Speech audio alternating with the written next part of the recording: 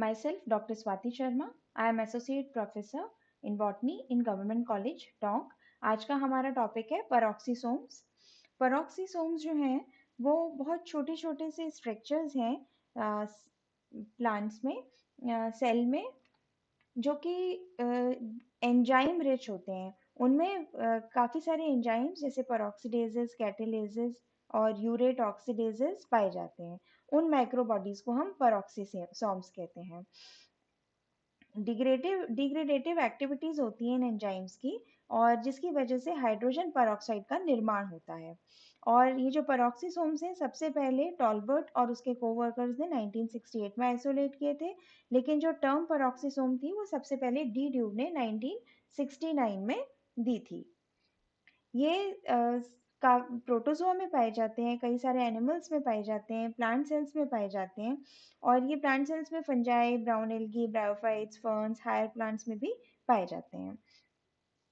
Higher plants में कई tissues जैसे कि लीव्स, कोलियोप्टाइल, हाइपोकोटाइल और पके हुए फलों में ये पाए जाते हैं। ये एंडोप्लाज्मिक रेटिकुलम, माइटोकॉन्ड्रिया, क्लोरोप्लास्ट आदि सेल ऑर्गेनल्स के नजदीक प्रेजेंट होते हैं। इनका जो स्ट्रक्चर होता है ये ओवोइड ग्रेन्यूल्स होते हैं, छोटे छोटे से ग्रेन्यूल्स के समान संरचना होती है, जो कि सिंगल मेम्ब्रेन बाउंड होते हैं। लिपोप्रोटीनेशियस मेम्ब्रेन होती है, लिपिड और प्रोटीन से बनी हुई सिंगल मेम्ब्रेन स्ट्रक्चर्स होते हैं। इनमें बहुत ही फाइन ग्रेन्युलर सब्सटेंस रहता है, जो कि सेंटर में कई बार कंडेंस हो जाता है, इकट्ठा हो जाता है। और ये हो भी सकता है और ये नहीं भी हो सकता, ज़्यादातर में पाया जाता है। और अगर इसमें ये न्यूक्लियोइड नहीं पाया जाता है, उनको हम माइक्रो पेरोक्सीसोम्स कहते हैं।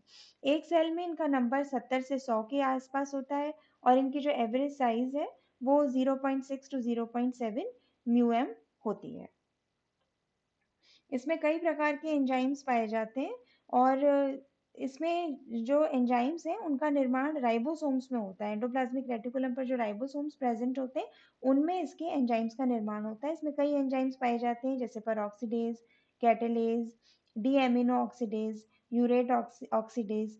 ये सारे एंजाइम्स पाए जाते हैं। इनका मेन फंक्शन होता है हाइड्रोजन पेरोक्साइड का मेटाबॉलिज्म करना। ये एंजाइम्स हाइड्रोजन पेरोक्साइड को प्रोड्यूस करते हैं, और उसके बाद जो हाइड्रोजन पेरोक्साइड बनती है वो हमारी कोशिकाओं में टॉक्सिक होती है, तो उसका कैटलिस्ट जो एंजाइम है वो उसको डिस्ट्रॉय कर देता है। ये कहाँ से ओरिजिन होते हैं पेरोक्सीसोम्स? ये एंडोप्लाज्मिक रेटिकुलम से ओरिजिन होते हैं। एंडोप्लाज्मिक रेटिकुलम में इनका एंजाइम्स कलेक्ट हो जाते हैं।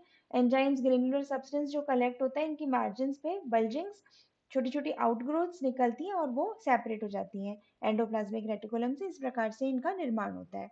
इनका जो लाइफ होती है वो बहुत ही छोटी होती है, 4 to 5 डेज होती है एक पेरोक्सीसोम की लाइफ, और उसके बाद में ये अपने आप ही डिस्ट्रॉय हो जाते हैं।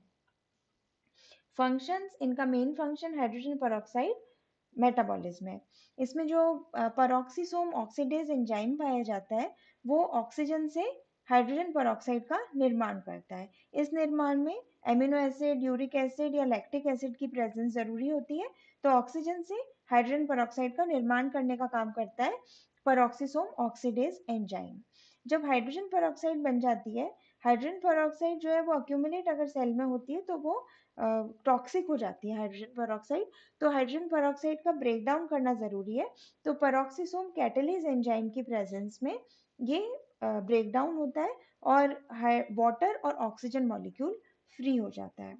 तो इस प्रकार से ये हाइड्रोजन पेरोक्साइड मेटाबॉलिज्म का काम है। इसका दूसरा काम है इसका ग्लाइकोलेट साइकिल, मतलब फोटो रेस्पिरेशन। ये ग्रीन लीव्स में पाया जाता है फोटो रेस्पिरेशन, कुछ ही प्लांट्स में होता है।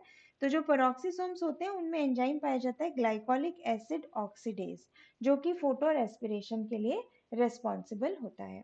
Thank you.